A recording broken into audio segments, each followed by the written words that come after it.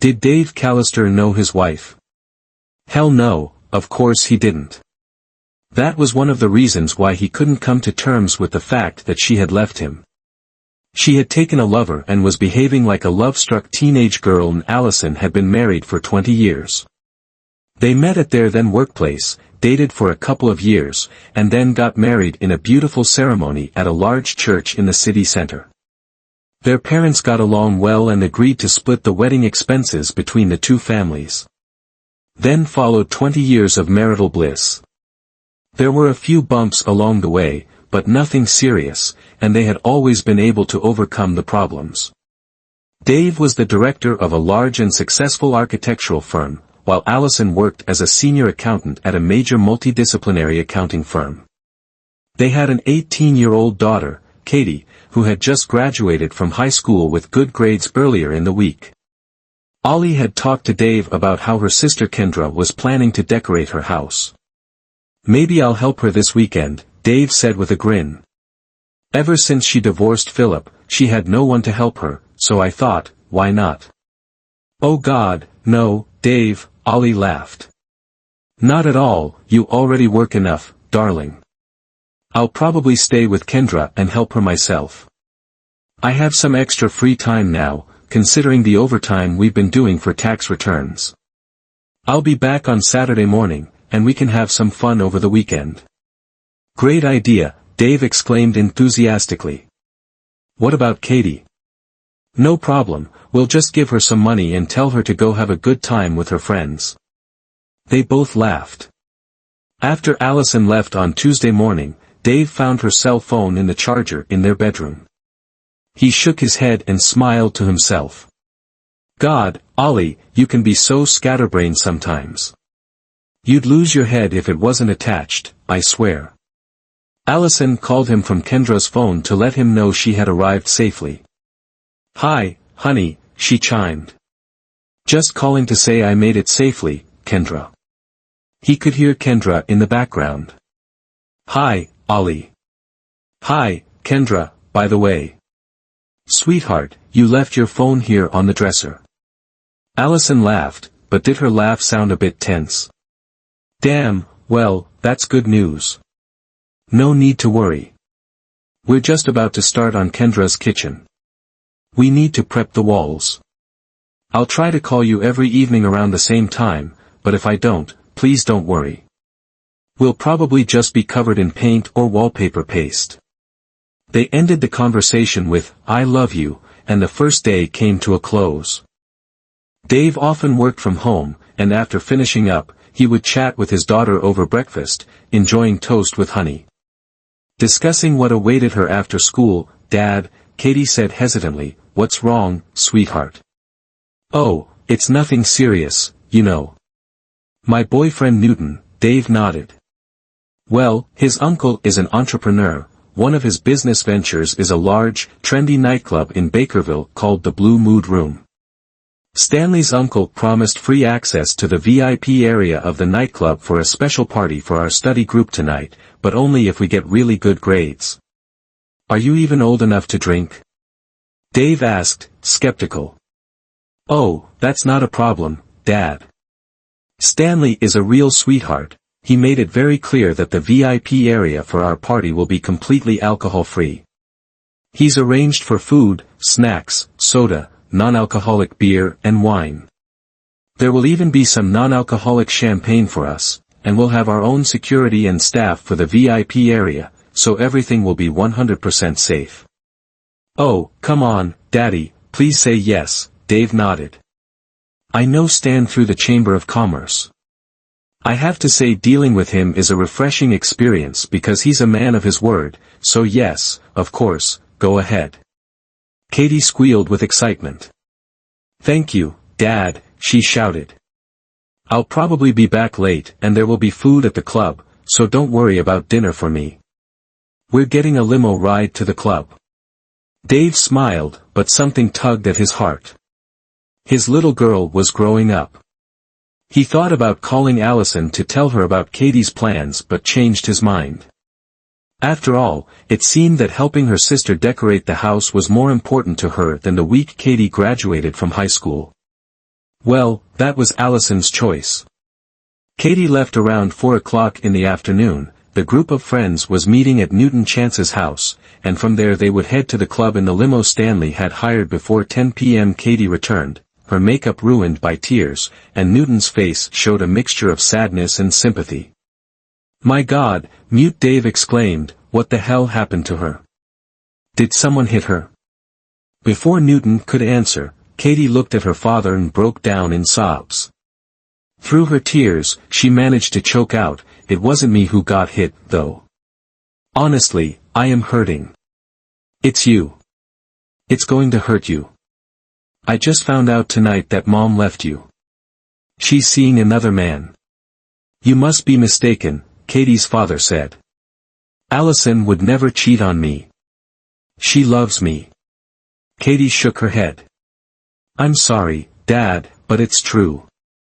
The VIP area is a strange setup. It's like a control module in the center of the club. It's completely surrounded by mirrored glass. The people inside can see what's happening outside, but the people outside can't see into the VIP area. And there are video screens that show the dancers on 4 different dance floors around the VIP area. I saw people sitting at 2 big tables that I recognized. They were people I'd met at picnics and parties hosted by Mom's firm. Then I saw Mom and that young guy who works as her assistant, Dean Salazar. They were dancing, Dad, but it wasn't just friendly dancing. Anyone dancing like that in school would have been kicked out.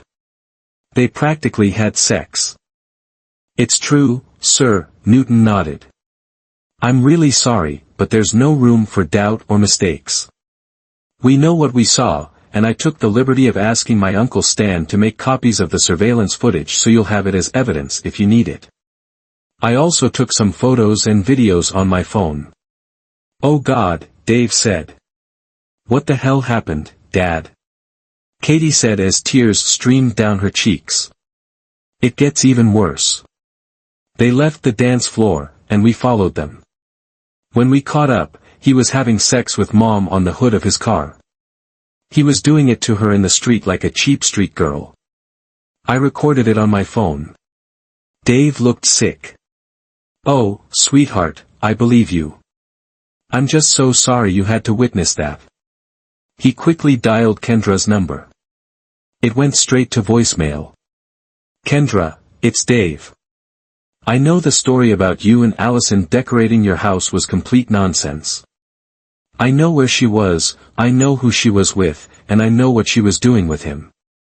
I have video evidence.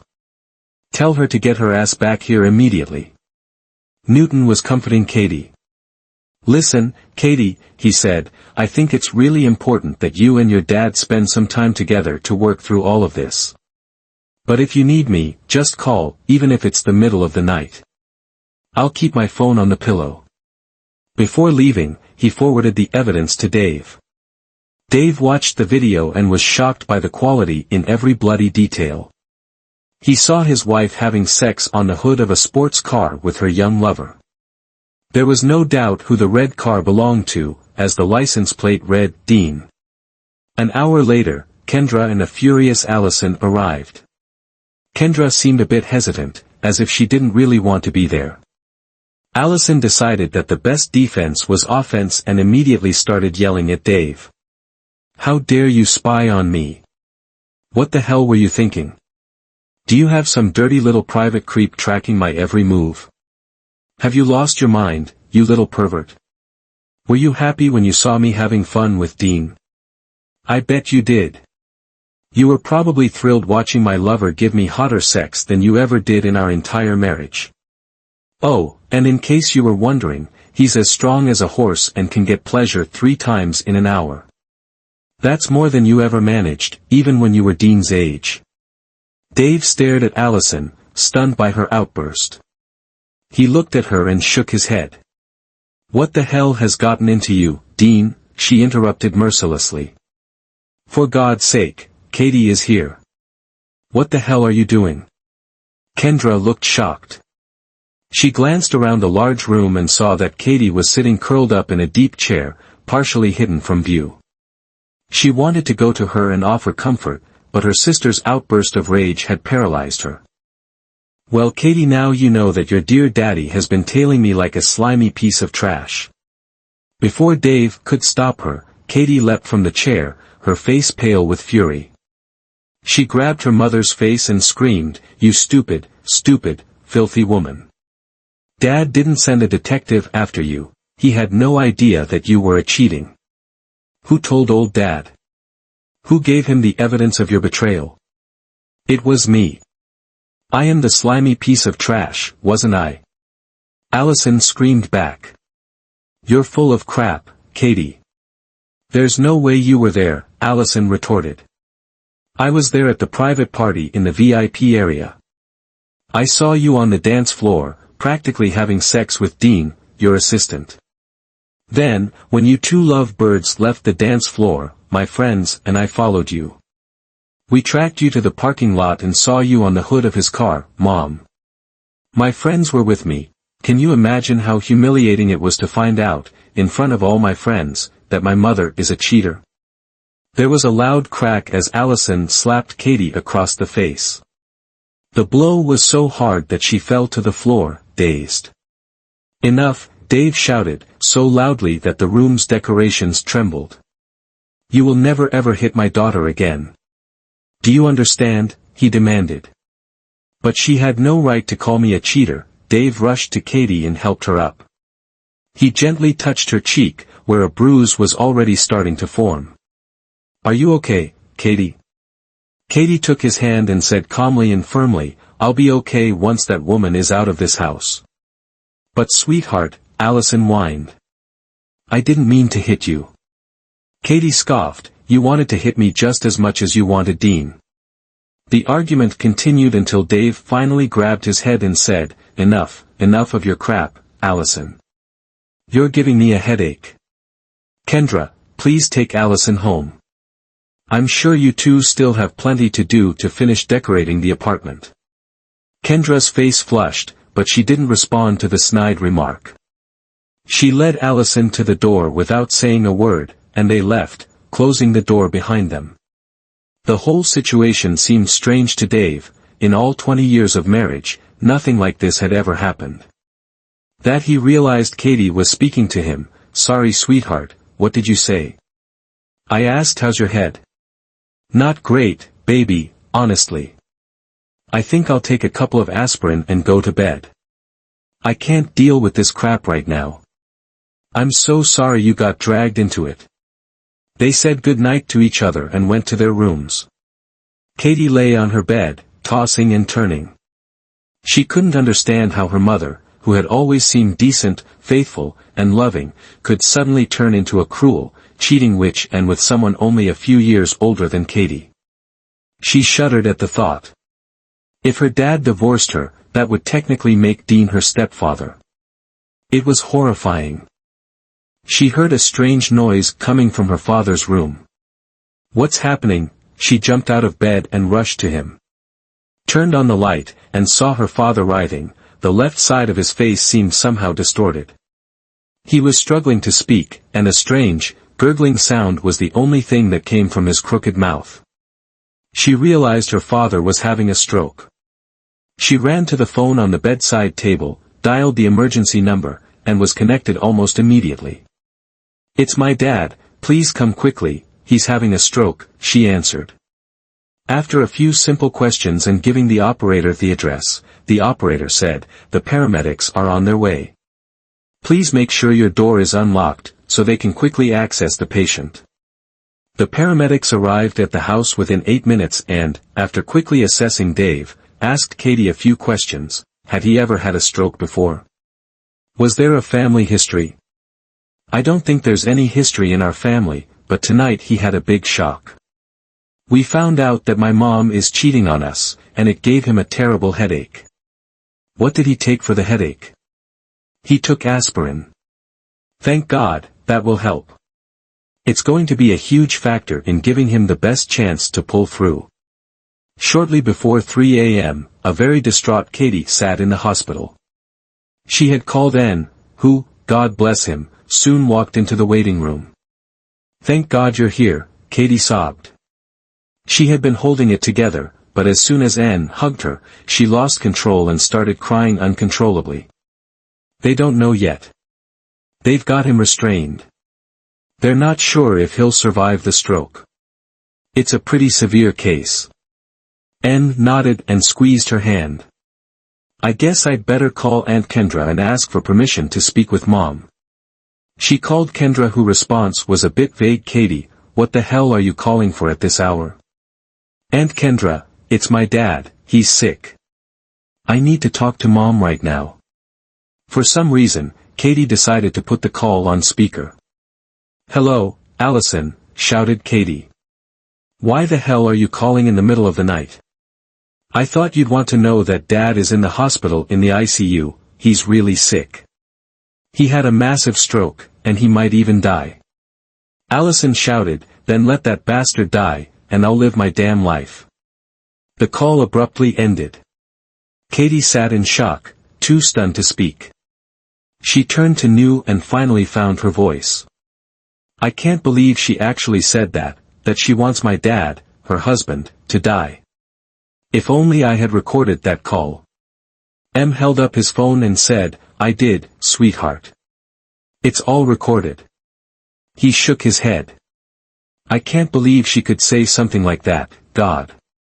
Katie continued, I know this isn't the best time to bring this up, but a couple of months ago, your mother was flirting with me.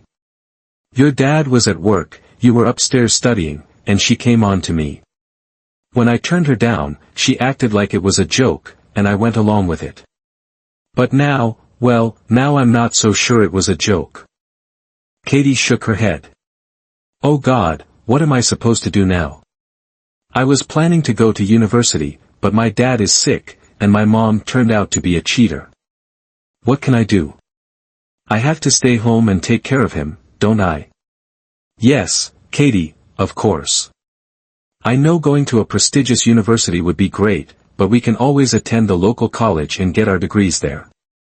After all, it's not a bad place academically. What do you mean by, we can go to the local college, Katie? I love you, and I can't stand the thought of you struggling alone at home trying to take care of your father, manage the household, and pursue your education all at once. I want to be here to help you for the rest of our lives. He stood up, opened a ring box, got down on one knee under the bright lights of the waiting room, and said, Katie, I'm asking you to marry me. She burst into tears and said, yes. The nurse at the reception desk clapped her hands and cheered. She stood up from her desk and walked over to them. Sweetheart, you've got a good man, and you, young man, you've got a wonderful woman. You're both young, some might say too young, but not me. I think you two have everything it takes for a lifelong marriage. I heard what your mother said to you, your dad is in good hands, and he's going to recover. Tell him to leave his cheating wife. Life's too short for a man to carry around a dirty adulteress on his back. Sorry for calling your mother an adulteress, but if it quacks and waddles, it's a duck. She returned to her desk, and Katie and Anne hugged. Soon, they both drifted off to sleep. At 7 a.m., they were woken by a tired-looking doctor. Hi, good morning to both of you. I'm Dr. Spangler, the lead surgeon on the team that worked on your father, Katie. The good news is, we expect him to make a full recovery. Your father had a hemorrhagic stroke, he may have some trouble walking for a while, but we'll help him through his rehabilitation. We were able to stop the bleeding and fix the problem.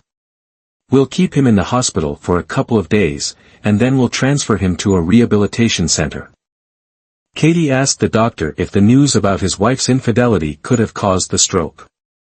The surgeon thought for a few seconds and then nodded. Generally, it's a myth that stress can directly cause a stroke. However, if the stress leads to a dangerously high spike in blood pressure, it can trigger a hemorrhagic stroke, which is when a blood vessel bursts, as happened with your father. They thanked the doctor, and as he returned to the ICU, they were surprised to see Kendra approaching them. She rushed to Katie and, to her horror, pulled her into a tight hug. Oh, Katie, I'm so sorry, so very sorry. When Allison said she wished Dave would die, I couldn't believe that my sister, my own flesh and blood, could say something so cruel. Is she with you? Kendra shook her head. No, after I snatched the phone from her, we had a huge fight, and I threw her out. Dave is a good man and a great husband. If my Phil had been even half as good as your father, we'd still be married. Your mother told me a bunch of nonsense about your dad. She convinced me that he had affairs and that her lover was just revenge, but now I realize she was just using me to cover up her own cheating. Kendra paused to catch her breath, then asked, how is he doing? The doctor just spoke with us. Dad's going to be okay, but it'll take some time for him to get back on his feet. Kendra nodded and said, thank God he's going to be all right.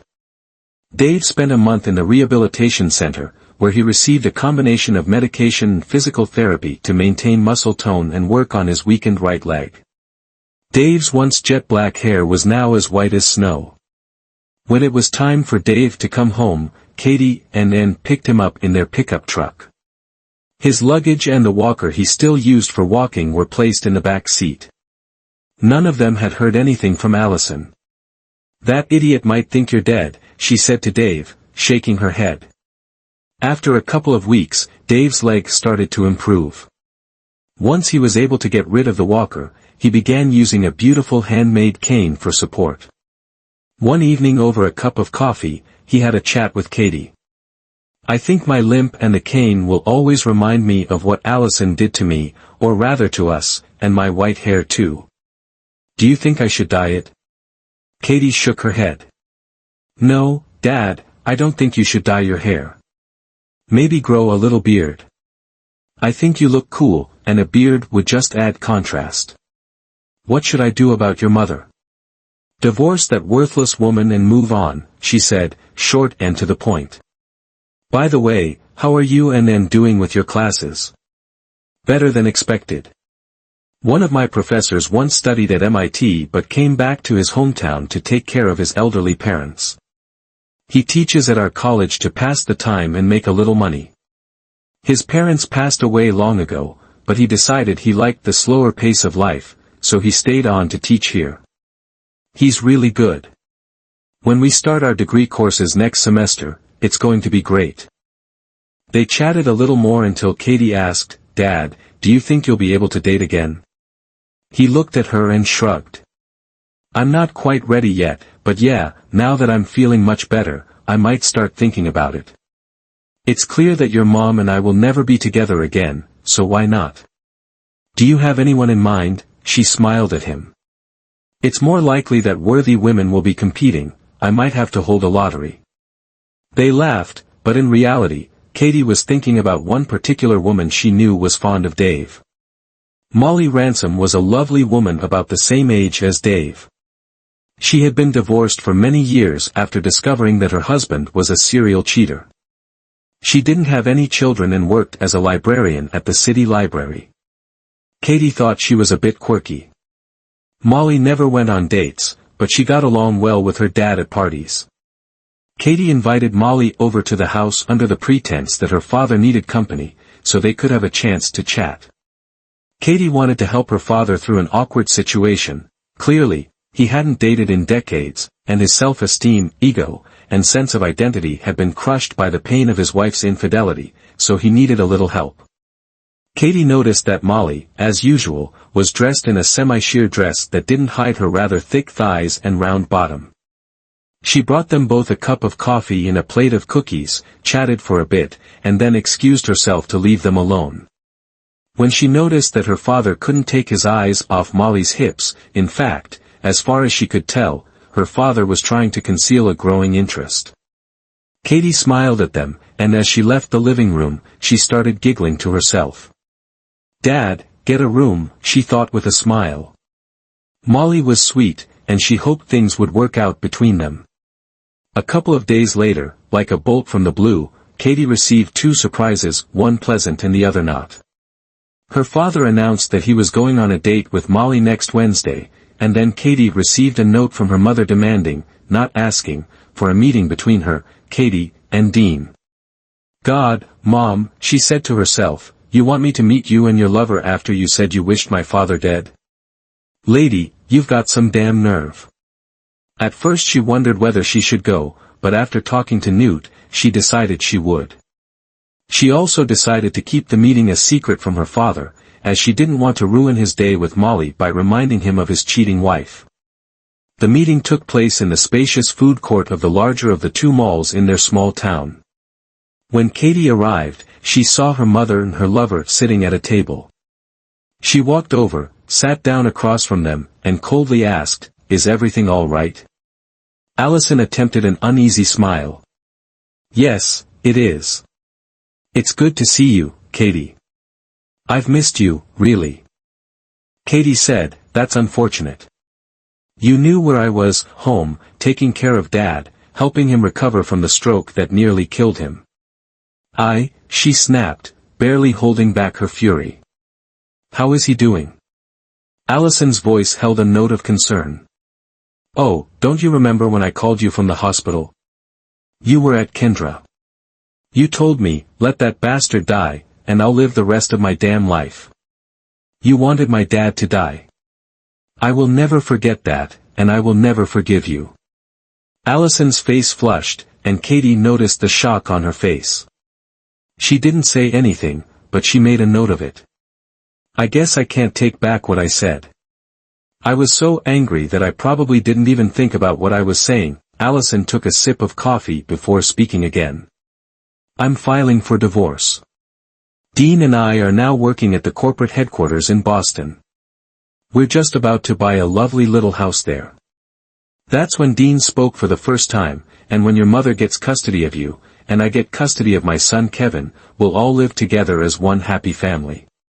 Katie burst out laughing. "What kind of crap is that, really? How on earth is my mother going to get custody of me?" she exclaimed.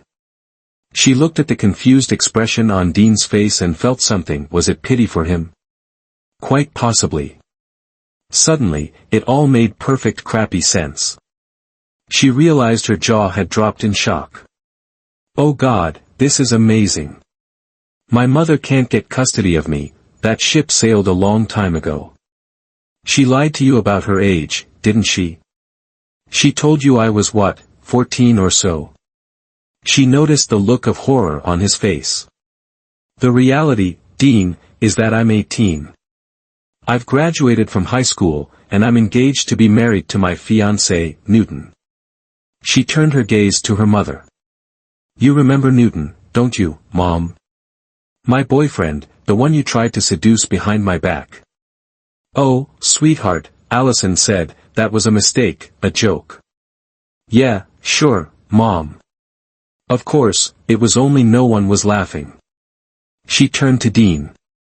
"I bet she chased after you, didn't she? She asked you to have sex with her on the hood of your car, right? She shaved 10 years off her age and really went all out to get you. Do you, too, honestly think a court would allow a pair of cheaters like you to have custody of your kid? You're a pair of idiots." Dean shook his head. He seemed to be in shock. "I didn't tell Dad about our meeting because I didn't want to ruin his date with Molly Ransom." Allison laughed loudly. "He's dating that fat ass," Katie said, smiling at her. "Yes, Mom, but I think Dad might help her lose some weight. I think he's got something special planned for her behind, but what do I know? I'm only 14, right?" Katie laughed, stood up, and walked away, shaking her head. Absolute idiots. When she got home, Katie asked her father how his daytime date had gone. He admitted that it went well, and they had another dinner date planned for Friday evening. Katie told her father about the meeting with the two lovers, and he laughed so hard his side hurt. "Really? You said that to the cheater? Good, maybe I will help Molly with her backside." Dave and Molly hit it off, no matter how often they were together. With her shapely, full thighs resting on his shoulders, she didn't lose any weight in her legs or backside, but that didn't matter because they were just the way Dave liked them. The divorce was a disaster for Dean and Allison, as well as for their employer. North Carolina, where this unfortunate story takes place, is one of the very few states in the U.S. where alienation of affection laws not only still exist but are actively enforced. Local officials not only encouraged but actively facilitated the case, resulting in the company paying out a couple of $1 million in compensation, not just to Dave but also to Dean's young and very pretty wife, Bethany, knew, and Katie got married, but they chose not to invite Allison to the wedding. Dave and Molly also got married, and Bethany is dating men but hasn't found a steady partner yet. However, she's in counseling and getting better every day. Allison and Dean are still working at the same company in the Boston headquarters, but their careers have essentially been ruined, which is a damn shame. But sometimes, life happens to everyone.